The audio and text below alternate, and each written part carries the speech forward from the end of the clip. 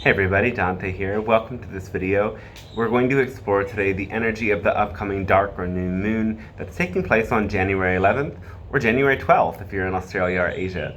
This is the first new moon of the year that's going to be bringing in a powerful energy that sends us in a new direction and brings in a lot of insight and power. So stay tuned for all the information, and I would really appreciate if you like and subscribe and share. It really helps the channel grow, so thanks so much for your support. I'll also go live on my TikTok, Dante Starshine, tomorrow to do a more in-depth per ascendant sign read, like a horoscope about this new moon. But today I'm going to talk about all of the general energies and how that might affect us in the collective. So stay tuned for that, and of course, booking a reading is a great way to discover how this moon might affect you personally. Though now, let's explore what is this energy bringing for all of us? What's this bringing for the collective? The moon is in the sign of Capricorn, who is the goat, the mountain goat, or sea goat that can climb to the top of the mountain, has this energy that's determined and focused. It's a goal-oriented energy that's very practical, but also innovative. And Capricorn is thinking in terms of society and how society is structured. So we might be considering our role in bigger systems at this time. The moon is in a trine aspect to Uranus, who is the planet of surprises, unexpected, innovation, transformation, and change. Uranus, when it's in a square relationship or a harsh relationship, brings in something like a shock. In a trine relationship, it can be experienced like an epiphany, like an aha moment, like something new and exciting that brings in this sudden insight that changes the way that we see things. I know for myself, I've been feeling that there's been a lot of feeling of a stagnation that I see heading towards this moment where I'll be in a ritual, a new moon ceremony, and I can see that there's a lot of insight and change and new information that wants to be channeled through. So take the time as you contemplate and work with this new moon energy to question, what are the new directions that I'm heading in, and what do I need to bring into my life to add some variety and send myself in a new direction or do things in a different way. Now, there's also a sextile relationship to the planet Neptune, who brings a spiritual quality to this moon. There can be an imaginative or dreamlike quality that allows us to think outside the box and to really connect to the depth of our spiritual heart during this time. So I love seeing those two aspects together. And of course, the other outer planet, Pluto, is also involved, as Pluto is at 29 degrees of Capricorn, so it's sort of leading the sign of Capricorn and bringing its energy of transformation. Pluto has been in Capricorn since 2008. That's a very long time. Though later this year, Pluto is going to fully exit the sign of Capricorn and move into Aquarius. For a while, Pluto has been switching back and forth between Capricorn and Aquarius during its retrograde cycles. And so Pluto, in connection with this, brings in an energy of transformation and connecting with the subconscious. And Pluto is also about our drive for power. And oftentimes we're seeking power because of our fear of inadequacy or fear of death, which Pluto also connects with. So it's a very powerful moon to take strides towards greater empowerment, though also to connect with that subconscious level and understand our fears and maybe let go of those fears so that we can claim our power in a way that's authentic and is not based in lack. As whenever there's Pluto involved, we have to learn how to overcome that sense of lack that can lead us to feel disempowered. Power often comes with knowing that there is enough and we are enough, and we have within us already the strength to overcome. So there's a square relationship to both of the nodes, the north node and the south node. The moon and the sun are directly in between them. And this can be a very karmic energy, because the North Node, who is this hunger that sends us forward into this world, really. The North Node is connected with our very incarnation. In Vedic astrology, they say the North Node is interpreted often as the purpose of our incarnation. And by transit, we see this planet as a very strong karmic desire. Though, because it's the square relationship, it's an aspect with both the North and the South Node. And the South Node, on the other hand, is something that we don't want to want. It's something that we feel a sort of sense of rejection and abandonment and letting go of. And so we might find ourselves really being forced to look at what is our inner craving guiding us towards, and what are we abandoning. And if we can make this conscious, because we all do this in some way, we let these psychic forces that we're not aware of bring us to do the same patterns over and over again, right? This North Node can be often connected with addictions, and it's the subconscious reason why we are in those patterns. So what is it we don't want to look at? And how is that directly related to those patterns of craving and desire that lead us into the same karmic loops? If somebody goes into this moon unconsciously, they may be brought deeper into those karmic loops. With consciousness and awareness and knowing that this is the energy before us, we can use this moon to break out of the karmic loops. So there is that. What else do I see in this chart? So there's also the trine relationship, forming this a grand trine between Uranus, Sun, Moon, and Juno, an asteroid connected with commitment and relationships. So there can be some transformation and growth and upgrading of the relationships and the commitments that we're in at the time of the moon. And beyond that, there are not too many other intense aspects to this moon. Though when we look at the North Node, we have to also consider that Chiron and Eris are on either side of the North Node. So this Chiron and the North Node coming together, I'm seeing as the intense desire to heal that is present in the collective right now. There is a lot of emphasis towards this healing the wound of the self, because it's in the sign of Aries. How has our selfhood been damaged? How have others sort of violated our boundaries or diminished our sense of our unique and authentic expression? There can be healing around this theme that comes up with this moon, though in general over the next months, because this transit is taking place for quite some time. And let's take a look at the sidereal zodiac, which just changes things up a bit, gives another perspective. You know, there's many systems of astrology out there, and there's many variations on each theme, and each of them shows us something a little bit different and allows us to gain many perspectives. And I find that this is the best way to do things, because it's very limited to only do things a certain way and to understand one way of seeing the world. When we open our eyes and open our minds, we find that we're much more adaptable, and we're able to learn and integrate different systems and different information in many ways. And there's so many ways of divining and working with systems that help reflect to us what's happening. Reality is a mirror. And it's so powerful that we can use any of these systems to understand what's really taking place. Anyway, so how's this moon playing out? It's in a different sign. It's in Sagittarius, this intuitive, philosophical, spiritual sign. And there is the planet Mars and Mercury with the moon.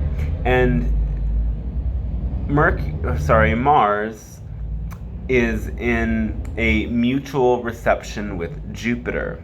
And this creates a fusing of those planets' energies. Jupiter expands whatever it comes into contact with, and Mars is our assertion, our willpower, our drive. So this is an expanded drive, an expanded willpower, an ability to get a lot done and move very quickly through life. And this mutual reception also then involves all of these other aspects. So it brings Jupiter into this mix as well. And this is really, the Jupiter and the moon together, this fly is driving me crazy. Jupiter and the moon together is a combination for leadership and for heightened intuition, heightened compassion, and for general benevolent actions under the world. So we might see that people are very kind and open-hearted at this time, and this wonderful loving energy comes through us. This, along with Mercury, will create a sense of expanded desire to learn or to teach and to gain new information and insight. There are 2 fire planets involved in the moon, so there can be an intense burning and heat that comes up. When the fire energy gets involved, it can be a little bit frustrating or aggravating, so be aware of that. But overall, this is very positive of a moon, and it is taking place in this nakshatra or lunar mansion of Purvashada. And this nakshatra is connected with the water goddess Apas, who is the goddess of fresh water. And this sign has a lot of water-like qualities. Like water, it's easy to maneuver, right? Water takes whatever form it goes in. If it's a river or a cup or a lake, water adapts to its environment, but also water is very easy to pollute. So this is an incredibly sensitive sign. It's a very Venus-like sign that brings in qualities of love, beauty, connection. And this sign is also connected with learning and higher knowledge. So this might be a time where we feel an initiation towards learning something new, or it could be a time in which something with our learning or our teachers goes through a shift or a change, because it is a dark moon after all, which signals an ending and a beginning. And the dark moon can bring in this quality of darkness, right? Because we can't see the moon, it's invisible, it's a malefic energy. And so it can affect some of these qualities in a more intense way.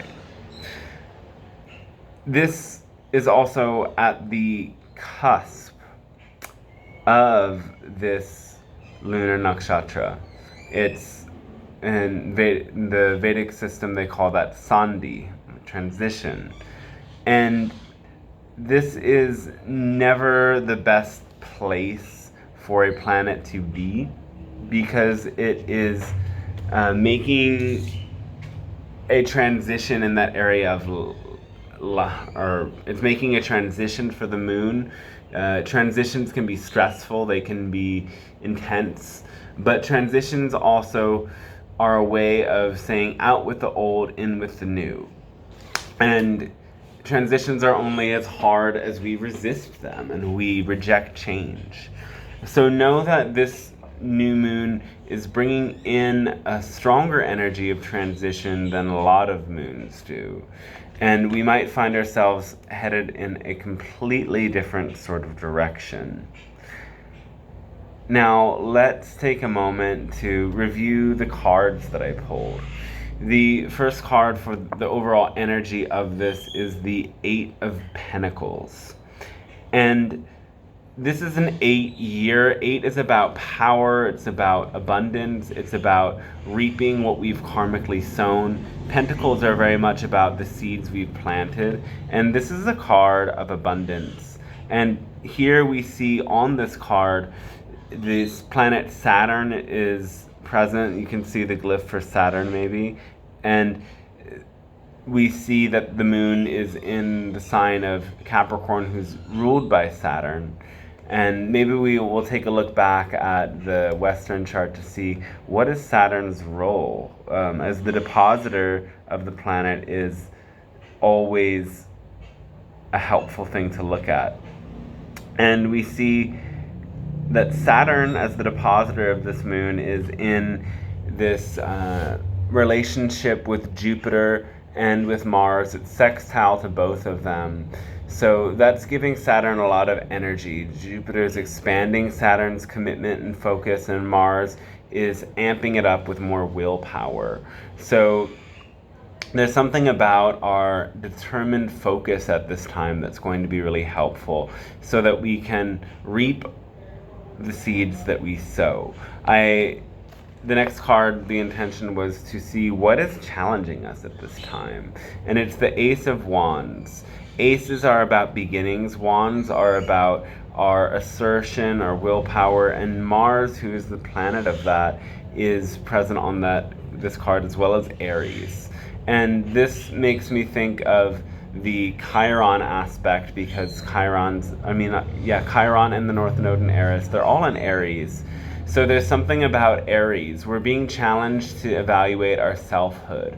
We're being challenged to question these deep-seated things like, am I enough? Because Chiron brings up insecurities, brings up wounds, and Aries is the sense of self. So there is a challenge of really feeling how deeply adequate and powerful we are. And I asked what card is going to bring us to break out of this cycle. And it is another Aries and Martian card, the King of Wands. So there's something powerful and important for us about this Wands energy at this time. And the Wands is the fire. We need to work with this fire. We need to work with this fire where the North Node, who is guiding us, is present. And Capricorn's not a fire sign, but there is a very powerful influence from the North Node in the fire sign. In the Vedic system, Sagittarius, where the moon is a fire sign. So you could see fire in that regard. What is fire calling us towards? How are we able to step into this energy of the King of Wands, who has mastered the energy of fire and has been able to direct this Aries power of the control of the self to bring about powerful changes in our lives, to know that we are essentially the king of our own lives. We are the one in control of our own lives. This is a very important theme at this time. Going back to this card, the centaur is a symbol of the South Node. And yeah, I'm just considering even more how important these aspects to the nodes are. The South Node is what we're abandoning, what we're not looking at, what's in the shadow.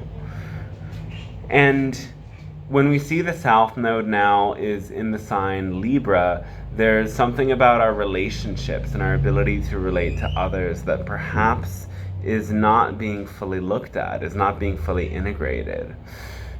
Do we trust others? Do we open ourselves to relationship?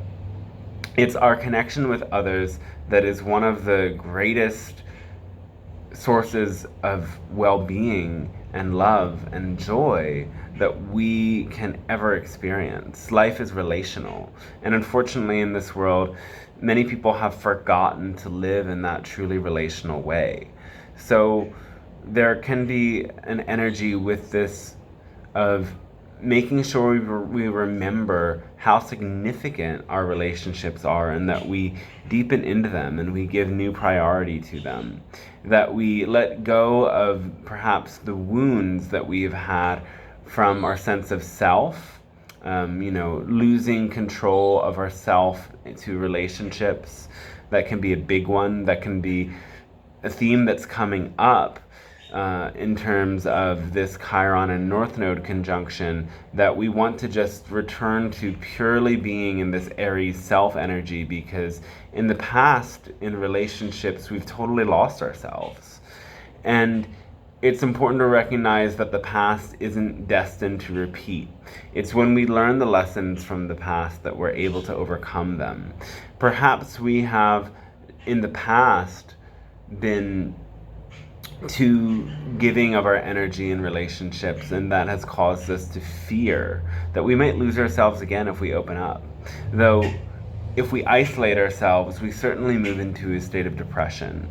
So, it's very important to open to connection and know that we are able to accomplish most when we tap into the power of cooperation and collaboration. And that's so much about what this new time is about, and a lot of what I feel the energy of 2024 is going to bring for us. We are learning how to channel our own personal creative energies so that we can step into collaboration in a new way, as this collaboration is so necessary to break out of the cycles of limitation and isolation that many people are in. And it's when we truly know who we are and understand our own essence and our own gifts that we know how best to collaborate. So everything we've been through has been a necessary part of the process. And now it's time for us to learn how to channel that creative energy back into our community in really beautiful, inspired, healthy, and healing ways. I thank you a lot for tuning into this video today. It's been wonderful to share this. And again, if you've enjoyed it, leave a like and share this video with some people, and know that we can go deeper into seeing how these transits affect your chart. If you schedule a reading, DanteStarshine.com has more information on that. And have a beautiful, fantastic day.